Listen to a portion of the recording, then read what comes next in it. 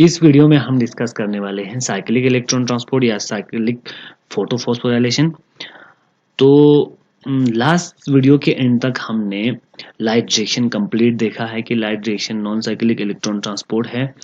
उसी non cyclic electron transport के बाद हमें लाइट रिएक्शन का एंड प्रोडक्ट मिलता है NADPH के फॉर्म में, और वो NADPH डार्क रिएक्शन में यूटिलाइज हो जाता है और वहां से ये वापस से NADP में यानी कि ये रिसाइकल होता है। ठीक है, NADPH जब डार्क रिएक्शन में यूज होगा तो ये फिर से हमें NADP मिलेगा और ये NADP हमें लाइट रिएक्शन में वापस से यहाँ as a final electron acceptor यहाँ पे अवेलेबल रहेगा। ठीक है, तो कभी कभी ऐसा कंडीशन आ सकता है कि प्लांट में किसी कुछ कारण की वजह से आपका जो डार्क रिएक्शन है या कार्बन एसिमिलेशन रिएक्शन है वो स्टॉप है। ठीक है, या यूं कहिए आपका NADPH यूटिलाइज नहीं हो रहा है। ठीक है, अगर NADPH यूटिलाइज नहीं हुआ, ठीक है, अगर NADPH का यूटिलाइजेशन नहीं हुआ तो NADP वापस से रिसाइकल नहीं होगा। ठीक है, अगर NADP आपके पास अवेलेबल नहीं रहा तो उस वक्त आपके लाइट रिएक्शन में नॉन साइक्लिक इलेक्ट्रॉन ट्रांसपोर्ट के बाद जो final electron acceptor NADP available नहीं है। तो उस वक्त क्या हो सकता है, उस वक्त ये फेरोडॉक्सिन इलेक्ट्रॉन किसी और को ये दे देगा। ठीक है, तो यूं देखिए ये कंडीशन एक आ सकता है। तो कभी ऐसा कंडीशन भी आ सकता है कि आपका फोटो सिस्टम सेकंड जो है वो एक्टिवेट नहीं है। ठीक है, किसी कंडीशन की वजह से या लाइट की इंटेंसिटी या लो लाइट इंटेंसिटी में आपका फोटो सिस्टम सेकंड एक्टिवेट नहीं होता। ठीक है, तो उस वक्त यहाँ से भी इलेक्ट्रॉन की जो ट्रांसपोर्ट है वो बंद है। ठीक है, तो प्लास्टोक्विनोन फॉर एग्जांपल यहाँ से इलेक्ट्रॉन नहीं ले पा रहा है।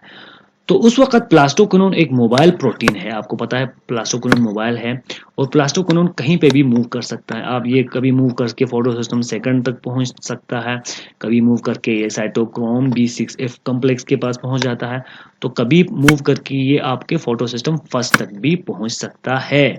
ठीक है, तो ये यहाँ पे जो फेरोडॉक्सिन के पास जो इलेक्ट्रॉन है या फेरोडॉक्सिन रिड्यूस है वो यहाँ से इलेक्ट्रॉन फेरोडॉक्सिन से इलेक्ट्रॉन ले सकता है। ठीक है, फेरोडॉक्सिन से इलेक्ट्रॉन ले लेता है और इलेक्ट्रॉन लेने के बाद ये एक प्रोटॉन भी ले लेता है, हमें पता है, और वो प्रोटॉन और इलेक्ट्रॉन लेके इलेक्ट्रॉन साइटोक्रोम B6F कॉम्प्लेक्स को दे देता है। ठीक है, साइटोक्रोम B6F कॉम्प्लेक्स को इलेक्ट्रॉन देने के बाद प्रोटॉन ये ल्यूमन में रिलीज कर देता है। ठीक है, और साइटोक्रोम B6F कॉम्प्लेक्स जो रिड्यूस है प्लास्टोसाइनिन आके यहाँ से इलेक्ट्रॉन ले लेता है। ठीक है, आपके साइटोक्रोम B6F कॉम्प्लेक्स से प्लास्टोसाइनिन इलेक्ट्रॉन ले लेता है और प्लास्टोसाइनिन वापस से क्या करता है, आपके फोटोसिस्टम फर्स्ट के रिएक्शन सेंटर को या P700 क्लोरोफिल को वापस से ये रिड्यूस कर देता है। ठीक है, ये वापस से रेडी है, यहाँ से फिर से इलेक्ट्रॉन फोटोन की वजह से इलेक्ट्रॉन फिर से एक्साइट हो जाता है और ये फेरोडॉक्सिन को रिड्यूस करता रहता है। ठीक है, तो ये वाला फोटो सिस्टम फर्स्ट एक्टिवेट है, ये हमेशा फेरोडॉक्सिन को रिड्यूस करता रहता है और प्लास्टोक्विनोन के थ्रू साइटोक्रोम के थ्रू ये वापस से आपके फोटो सिस्टम फर्स्ट में इलेक्ट्रॉन वापस से पहुंचता रहता है। ठीक है, तो इस फैशन में देखिए आपका इलेक्ट्रॉन एक साइक्लिक पैटर्न में ट्रांसपोर्ट हो रहा है, फोटो सिस्टम फर्स्ट से जा रहा है, फोटो सिस्टम फर्स्ट के P700 से जा रहा है और ferredoxin plastoquinone cytochrome B6F complex plastocyanin के थ्रू वापस से पहुंच रहा है। तो ऐसे इलेक्ट्रॉन ट्रांसपोर्ट को हम साइक्लिक इलेक्ट्रॉन ट्रांसपोर्ट कहते हैं। ये प्लांट में कभी कभी होता है, कभी अगर कुछ कंडीशन ऐसा हुआ जैसे मैंने पहले कहा तो उसी वक्त ही आपका ये साइक्लिक इलेक्ट्रॉन ट्रांसपोर्ट चलता है। ठीक है, तो देखिए cyclic photophosphorylation is performed by photo system first only, ये आपको याद रखना है ये पॉइंट्स। ठीक है, आपका साइक्लिक इलेक्ट्रॉन ट्रांसपोर्ट सिर्फ फोटो सिस्टम फर्स्ट के थ्रू चलता है। ठीक है, फोटो सिस्टम सेकंड इसमें इन्वॉल्व नहीं होता है। और क्या क्या इन्वॉल्व होता है ये आप लोग देखिए, फेरोडॉक्सिन है, प्लास्टोक्विनोन है, साइटोक्रोम B6F कॉम्प्लेक्स है और प्लास्टोसाइनिन है। ठीक है, ये 4-5 कॉम्प्लेक्सेस।